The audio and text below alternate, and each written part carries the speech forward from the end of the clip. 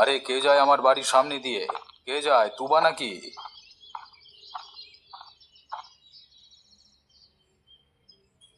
কেন? আমাকে চিনতে পারছেন না নাকি? আরে তোমাকে চিনতে পারবো না কেন? তবে কি বলো তো, বাড়ির সামনে দিয়ে যাও অথচ আমাদেরকে চোখে দেখেও দেখো না, না দেখার মতো ভান করে চলে যাও। ব্যাপারটা একটু কেমন মনে হয়ে যায় না, তাই বলছিলাম আর কি। আমি তো কত মানুষেরই বাড়ির সামনে দিয়ে যাই। সবার দিকে কি তাকিয়ে থাকি নাকি? সবার সঙ্গে দেখা হলেই গল্প জুড়ে দিতে হবে নাকি? আরে বাবা, তোমাকে কে বললো যার তার সাথে দেখা হলেই গল্প জুড়ে দিতে? গল্প করবে মানুষ বুঝে, আমি তো সারাদিন বাড়িতেই থাকি। তাই আমার বাড়ির সামনে দিয়ে যখন যাবে একটু কাশি দিয়ে যাবে, আমি বের হয়ে তোমার সাথে একটু গল্প করব। আরে বোঝো না, তোমার একটু খোঁজ খবর করবো আর কি। আচ্ছা ঠিক আছে, আপনার যদি এখনকার মতো কথা বলা শেষ হয়ে থাকে তাহলে আমি বাড়ি যেতে চাই।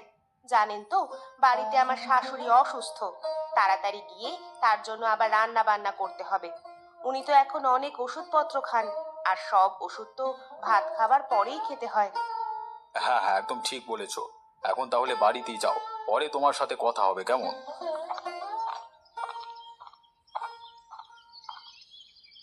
আজ কেন আজ কেন জানি না মনে হচ্ছে কোনো ক্রেতা পাবো না। সেই সকাল থেকে একটা মাছিও আসলো না। আমার তো আবার প্রতিদিন আয়না হলে চলে না। দেখি, এখনো তো অর্ধেক বেলা পড়ে আছে, কিছু হয় কি না দেখি।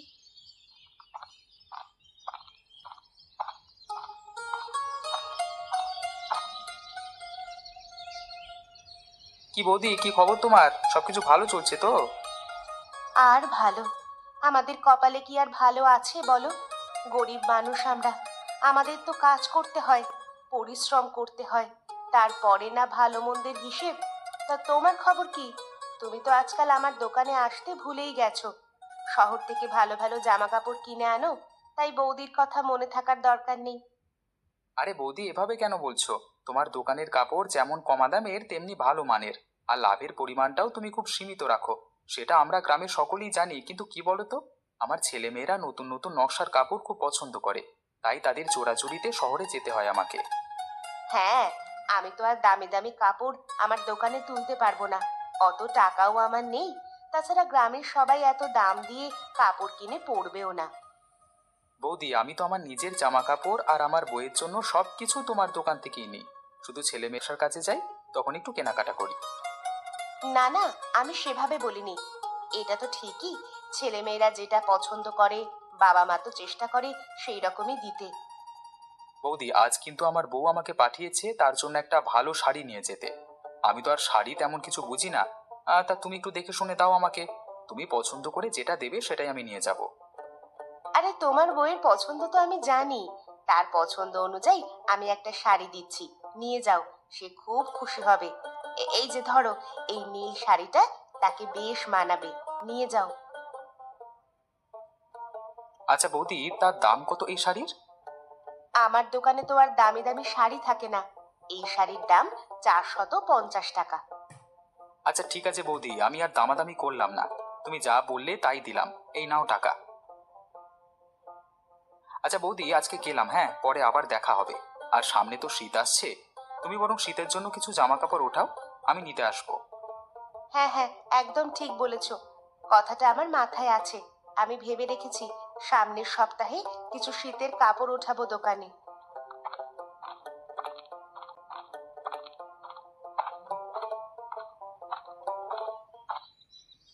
তুমি দেখে শুনে গাড়ি চালাতে পারো না?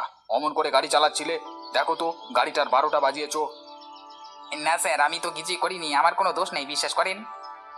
আগে এখান থেকে শহরে গিয়ে সর্বপ্রথম আমার কাজ হবে তোমার চাকরি খাওয়া। এরপরে তুমি বুঝবে মজা। সব সময় যখন আমি কোনো জরুরি কাজে বের হই তখন তুমি আমার সর্বনাশ করো। এবার শহরে গিয়ে আমি তোমার সর্বনাশ করব। দেখো না বাপু কেমন লাগে। হ্যাঁ বলছি তো স্যার, এবারের মতো মাফ করে দিন। এরপর থেকে আমি দেখে শুনে ভালো করে গাড়ি চালাবো। আমার প্রতি এতটা নির্দয় হবেন না স্যার।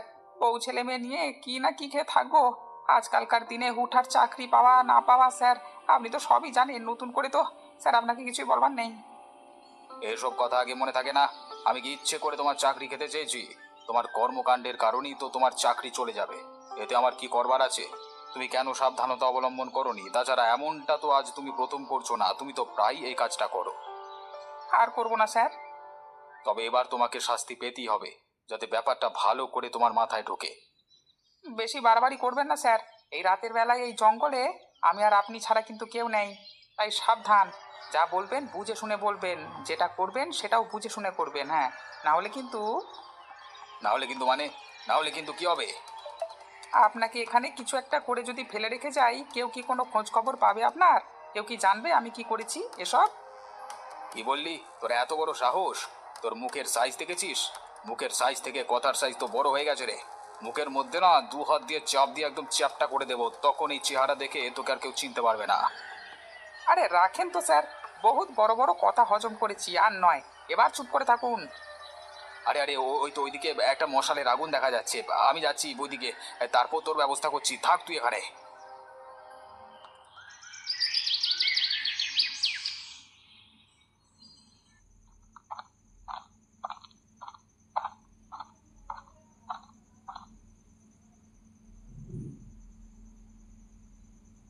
এই জঙ্গলের কাছাকাছি তুমি আবার দেখি একটা চায়ের দোকান খুলেছো। তা বলছি, সন্ধ্যা হয়ে এসেছে, একটু পরেই তো রাত হয়ে যাবে। তুমি এখানে একটা মেয়ে হয়ে এভাবে কাজ করছো, তোমার কি ভয় করে না? ভয় করবে? কাকে ভয় করবে? না, বলছিলাম যে জঙ্গলে তো কোনো বন্য হিংস্র পশু পাখিও থাকতে পারে, তারা তো তোমার ক্ষতি করতেই পারে, তাই নয় কি? আচ্ছা, তোমার নাম কি? আমার নাম তোহা। আর আপনি যে বললেন না পশু পাখিরা হিংস্র, কথাটা মোটেও ঠিক নয়। মানুষের মতো ভয়ঙ্কর প্রাণী দুনিয়াতে আর একটিও নেই। তাই পশু পাখিদেরকে ভয় পাওয়ার প্রশ্নই আসে না। কথাটা তুমি ঠিকই বলেছো। মানুষ যে কতটা হিংস্র আর ভয়ঙ্কর হতে পারে তা আজ আমি স্বচক্ষে অনুধাবন করলাম। আচ্ছা, আপনাকে তো শহরের মানুষ বলে মনে হচ্ছে। তার জঙ্গলের মাঝখান দিয়ে যাচ্ছিলেন কোথায়? রাত হয়ে আসছে, আশেপাশে তো কোনো থাকার মতো হোটেলও পাবেন না এই গ্রামে। মনে হচ্ছে আজ আমি খুব বাজেভাবে ফেঁসে গেছি। আমার ড্রাইভারের কারণে আমার গাড়িটা নষ্ট হয়ে গেছে, আমি আর কোথাও নড়তে পারছি না। আর গ্রামের মধ্যে থাকবার মতো কোনো হোটেলও পাবো না, সেটা আমি জানি। তা ভাবছি এখন কি করা যায়। আপনার গাড়ি চালকের জন্য আপনার গাড়ি নষ্ট হয়েছে কিভাবে? সে আর গ্রামের মধ্যে থাকবার মতো কোনো হোটেলও পাবো না, সেটা আমি জানি। তা ভাবছি এখন কি করা যায়। আপনার গাড়ি চালকের জন্য, আচ্ছা, আপনাকে তো শহরের মানুষ বলে মনে হচ্ছে। তার জঙ্গলের মাঝখান দিয়ে যাচ্ছিলেন কোথায়? রাত হয়ে আসছে, আশেপাশে তো কোনো থাকার মতো হোটেলও পাবেন না এই গ্রামে। মনে হচ্ছে আজ আমি খুব বাজেভাবে ফেঁসে গেছি। আমার ড্রাইভারের কারণে আমার গাড়িটা নষ্ট হয়ে গেছে, আমি আর কোথাও নড়তে পারছি না। আর গ্রামের মধ্যে থাকবার মতো কোনো হোটেলও পাবো না, সেটা আমি জানি। তা ভাবছি এখন কি করা যায়। আপনার গাড়ি চালকের জন্য আপনার গাড়ি নষ্ট হয়েছে কিভাবে? সে কি করেছে? করেছে তো অনেক কিছুই, তবে সেটা আপাতত তোমাকে শুনতে হবে না। যদি কিছু মনে না করেন, আজকে রাত্রে আপনি আমার বাড়িতে থাকতে পারেন। আমার স্বামী খুব ভালো মানুষ, আশা করি উনি ব্যাপারটা বুঝে নেবেন। কি বলছো? একটা অপরিচিত মানুষকে এভাবে ঘরে তোমরা জায়গা দেবে? ব্যাপারটা কেমন হবে না? মানে লোকে কি বলবে? শুনুন, লোকে কি বলবে এই কথাটা জীবনে একসময় অনেক ভেবেছি। বিশ্বাস করুন, যাদের জন্য ভেবেছি তারা আমার বিপদকালে আমার পাশে এসে দাঁড়ায়নি, বরং টিপ্পনি কেটে দু চারটে বাজে কথা শুনিয়ে দিয়েছিল। ওদের কথা রাখুন। এখন আমি এবং আমার স্বামী একাই পথ চলি।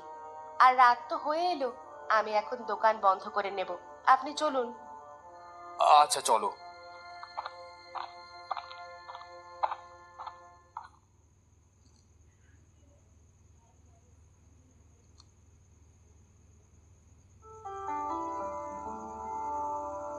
আচ্ছা, আপনার গাড়ির চালক যদি আপনার গাড়িটা নিয়ে চলে যায় তখন কেমন হবে? আপনি তো ওনাকে গাড়ির কাছেই রেখে এসেছেন, তাই না? হ্যাঁ, তবে সেটা নিয়ে চিন্তা নেই। গাড়ি নষ্ট হয়ে গেছে, কালকে সকাল না হওয়া পর্যন্ত গাড়ি তো আর নাড়াচাড়া করবে না, তাই চিন্তা নেই। তা তোহা, তোমার রান্নার হাত তো অনেক ভালো। তোমার রান্না করা প্রতিটি তরকারি বেশ ভালো লাগছে। তা আপনি একদম ঠিক বলেছেন, ওর হাতের রান্না সত্যিই খুব চমৎকার। আমি আজকে শহর থেকে রওনা হয়েছি বেশ ভোরে। সকালে নাস্তা করেছি তোমাদের এলাকায়, এমনকি দুপুরের খাবার খেয়েছি। এখন শহরে ফেরবার পথে বিপদে পড়ে গেছি, তাই রাতের খাবারটাও তোমাদের গ্রামেই খেতে পারছি। খাবারের হোটেলগুলোতে সব দেখেছি মেয়ে বউরা রান্না করে। এই মেয়েরাই সামলায়। তোমাদের গ্রামের মেয়ে বউরা আসলেই অনেকটা পরিশ্রমী, তাই না? হ্যাঁ, আমাদের গ্রামে পুরুষদের পাশাপাশি মেয়ে বউরাও তাদের সংসারের উন্নতির জন্য পরিশ্রম করে যাচ্ছে। কিন্তু মেয়ে বউরা তো সংসার চালায়, আর সংসারের চাপ সামলে আবার বাইরের এত সব কাজ করতে গেলে তো ব্যাপারটা খুব চাপের হয়ে যায়, তাই না? তা একটু হয়, তবে আমরা সবাই মানিয়ে নিয়েছি। সংসারের কাজ, বাইরের কাজ আলাদাভাবে ভাগ করে নিয়েছি। আমরা অনেক বেশি পরিশ্রম করি, কারণ আমরা সবাই বিশ্বাস করি সফলতা লুকিয়ে থাকে পরিশ্রমের মধ্যে। তাই যে যত বেশি পরিশ্রমী হবে, সফলতা তার প্রান্তে এসে তত তাড়াতাড়ি কড়া নাড়বে। আসলে তোমাদের কাছ থেকে অনেক কিছু আমার শেখবার আছে। তোমাদের গ্রামে এসে আমার ছোটখাটো যেমন তিক্ত অভিজ্ঞতা হয়েছে, তার পাশাপাশি খুব ভালো অভিজ্ঞতা হয়েছে। আমি চাই তোমরা একদিন সবাই অনেক বড় হও। আমি যেন আর কিছুদিন পরে এসে দেখি এই গ্রামের মেয়ে বউরা পুরুষদের পাশাপাশি সব কাজই সমান দক্ষ হয়ে উঠেছে।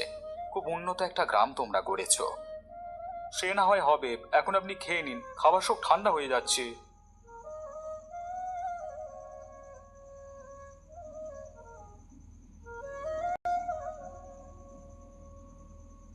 মিথ্যা কথা বলো না বৌমা। তুমি তো আমাকে বলেছ যে মোড়ল মশাই তোমার সাথে খারাপ কথা বলেছে। এখন তুমি সেটা আমার ছেলেকে বলতে চাইছো না কেন? কি বলেছে তোমাকে মোড়ল? সেটা তোমাকে শুনতে হবে না। আমি নিজেকে রক্ষা করতে শিখে গেছি। এখন কেউ কিছু বললে তার সমীচীন উত্তর আমি দিতে পারি। এই অসভ্য মানুষগুলো দুনিয়ার সব জায়গাতেই গুটি কয়েক থাকে।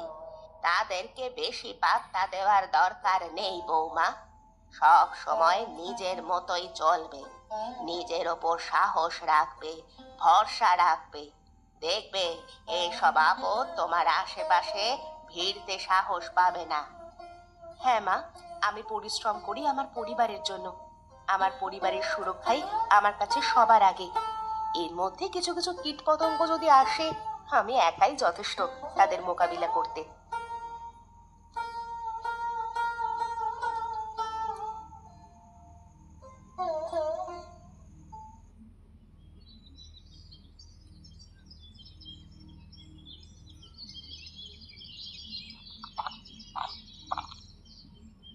রানা, স্কুলে যাচ্ছিস ভালো কথা, ঠিকমতো যাবি আর পড়াশোনা ঠিকমতো করবি, মনে থাকবে তো? অন্য কোনো দিকে একদম যাবি না কিন্তু। ঠিক আছে বাবা, আমি স্কুলেই যাচ্ছি, অন্য কোথাও ভুলেও যাব না।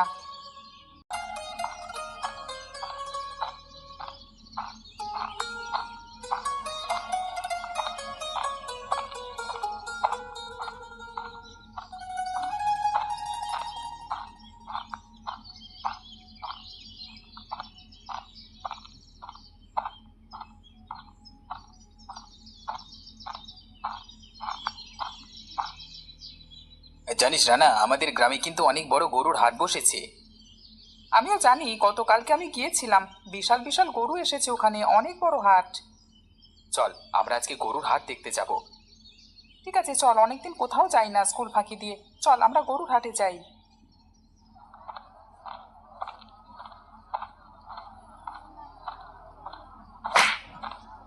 কি রে হতচ্ছাড়া, তোকে না বললাম স্কুলে যেতে, তুই এখানে কি করছিস?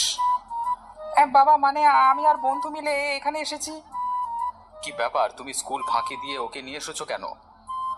আমি ওকে চিনি না, আগে কখনোই দেখিনি। ও, বাবাকে দেখে আমাকে ভুলে গেছিস তাই না? এখন আমাকে চিনিস না? ঠিক আছে ঠিক আছে, আমি আর তোমাদেরকে বকাঝকা দেবো না, তোমরা রাগ করো না। আজ আর স্কুলে যেতে হবে না, চলো আমাদের সাথে ট্রাকে ওঠো। বাবা, ট্রাক মানে? ট্রাক কোথায় পেয়েছো? আমি আমাদের জন্য একটা গরু কিনেছি, এই ট্রাকে করে বাড়ি নিয়ে যাব।